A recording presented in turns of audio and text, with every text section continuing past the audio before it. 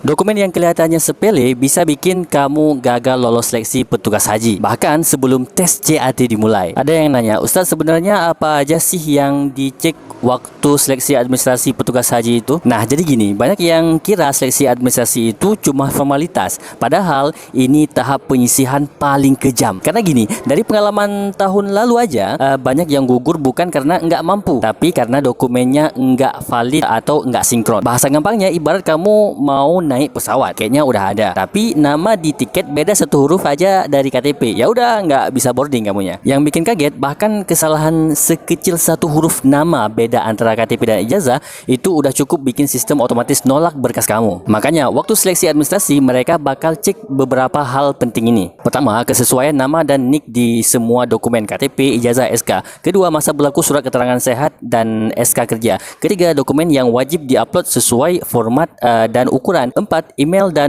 nomor WA aktif buat verifikasi dan panggilan lanjutan. Dan yang paling penting, jangan upload asal-asalan. Cek dulu sebelum kirim. Karena sistem Kemenhajrah sekarang makin ketat. Nggak ada revisi setelah klik submit. Dan yang nggak kalah pentingnya juga, buat kamu yang udah lolos administrasi dan siap masuk ke tahap CAT, jangan cuma modal nekat. Karena tahun ini seleksinya beda banget. Sekarang penyelenggara bukan Kemenak lagi, tapi Kemenhajrah. Dan katanya sistem penilaiannya bakal makin detail serta jumlah petugas akan dikurangi. Makanya aku buatin Masterbook CAT PPIH 2026. Isinya 494 soal yang disusun dari laporan lapangan teman-teman peserta CAT tahun-tahun sebelumnya, plus prediksi kisi-kisi terbaru dari Kemenhajrah, lengkap sama prediksi soal yang kemungkinan besar akan keluar tahun ini. Ini bukan sekedar e-book, ini tiket pendamping kamu menuju kelulusan. Masih ada kuota diskon 58% untuk 19 orang terakhir sebelum harganya kembali ke 156.000. Jadi kalau kamu serius mau jadi petugas haji tahun ini, klik link di bio aku sekarang. Amankan tempat kamu di harga promo. Jadi intinya, seleksi administrasi itu bukan tahap ringan. Jangan diremehin detail kecil, karena bisa jadi itu pembeda antara yang gagal dan yang berangkat ke Tanah Suci sebagai petugas haji.